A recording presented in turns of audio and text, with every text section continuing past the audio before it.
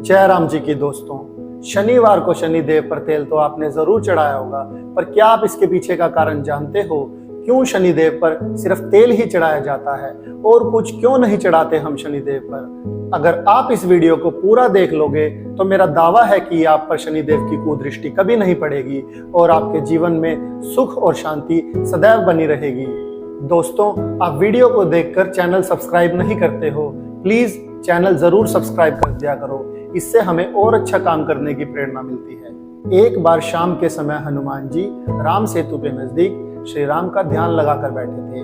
वे श्री राम के ध्यान में इतना डूब गए कि बाहरी दुनिया की उन्हें कोई सुध बुध नहीं रही। उस समय शनिदेव समुद्र किनारे टहल रहे थे। उन्हें अपनी शक्ति पर बहुत घमंड था। उन्होंने सोचा कि सारी दुनिया में ऐसा कोई भी नहीं जो मेरा मुकाबला कर सके। मेरे आने का समाचार सुनते ही बड़े बड़े योद्धा, बड़े बड़े असुर और देवता सब डर कर भागने लगते हैं, पर मेरी शक्ति का कोई इस्तेमाल नहीं हो रहा है। किसके पास जाऊं, किससे दो दो हाथ करूं?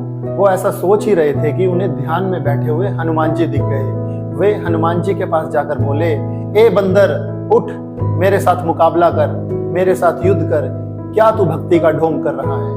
ऐसी अपमानजनक बातें सुन के हनुमान जी ने अपनी आंखें खोली और शनिदेव से पूछा, महाराज आप कौन हैं? आप यहाँ क्यों आए हैं? उस पर शनिदेव बोले, मैं परम तेजस्वी सूर्यदेव का पुत्र परम पराक्रमी शनि हूँ।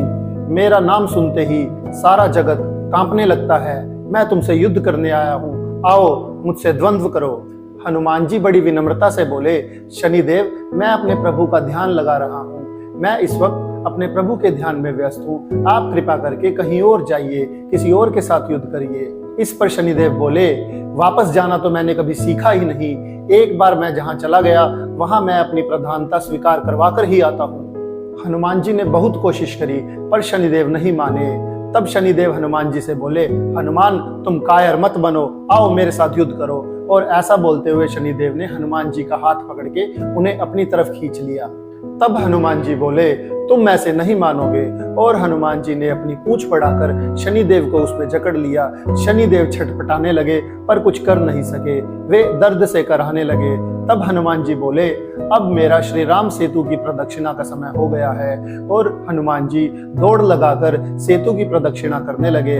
उन्होंने शनिदेव को अपनी पूंछ में ही लपेटा हुआ था, जिसके कारण से उनकी पूंछ बार बार सेतु की शिलाओं से टकराने लगी और शिलाओं से रगड़ खाने लगी, जिससे शनिदेव को बहुत पीड़ा होने लगी। पूंछ में बंधे हुए शनिदेव को बहुत चोट लगी और उन्हें असहनीय दर्द होने लगा। शनिदेव के दर्द की कोई सीमा नहीं थी और पवन पुत्र पवन की गति से सेतु की परिक्रमा कर रहे थे। तब शनिदेव बोले, हे पवन पुत्र, हे केसरी नंदन, मुझे बख्श दो। मुझे मेरे अपराध का दंड मिल गया है। मैंने मेरा प्रायश्चित कर लिया है। अब मेरे प्राण छोड़ दो केसरी नंदन। हनुमान जी तो दया के सागर हैं। वे शनिदेव से बोले, अगर तुम मेरे भक्तों की राशि पर कभी ना जाने का वचन दो तो मैं तुम्हें अभी छोड़ दूंगा, और अगर तुम नहीं माने तो मैं तुम्हें बहुत कठोर दंड दूंगा। शनिदेव लहूलुहान होकर पीड़ा से कराहते हुए बोले, जो आज्ञा पवन पुत्र, मैं आपके भक्तों की राशि पर कभी नहीं जाऊंगा। अब जल्दी करके मुझे छोड़ दो, कहीं ऐसा ना हो मेरे प्राण निकल जाएं। हनुमान जी ने शनिदेव को मुक्त कर दिया और शनिदेव हनुमान जी के चरणों में प्रणाम करने लगे। फिर शनिदेव ने हनुमान जी से अपने शरीर पर लगाने के लिए तेल मांगा, जिससे उनकी चोट में कुछ आराम हो सके। तब से जो कोई भी शनिदेव को तेल अर्पण करता है उससे शनिदेव खुश होकर उसे आशीष देते हैं। और जो कोई भी हनुमान जी का सच्चा भक्त शनिदेव को तेल चढ़ाता है उस पर शनिदेव कभी भी क्रुद्ध नहीं होते, हमेशा उससे प्रसन्न रहते हैं। अगर आप इस वीडियो में यहाँ तक आ गए हैं तो इस वीडियो पर एक लाइक कर दें। आप हमारे चैनल को सब्सक्राइब करके हमें अपना सपोर्ट दे सकते हैं। मैं आपसे ऐसे ही एक और वीडियो में मिलूंगा। तब तक के लिए आप सबको मेरी जय राम जी की।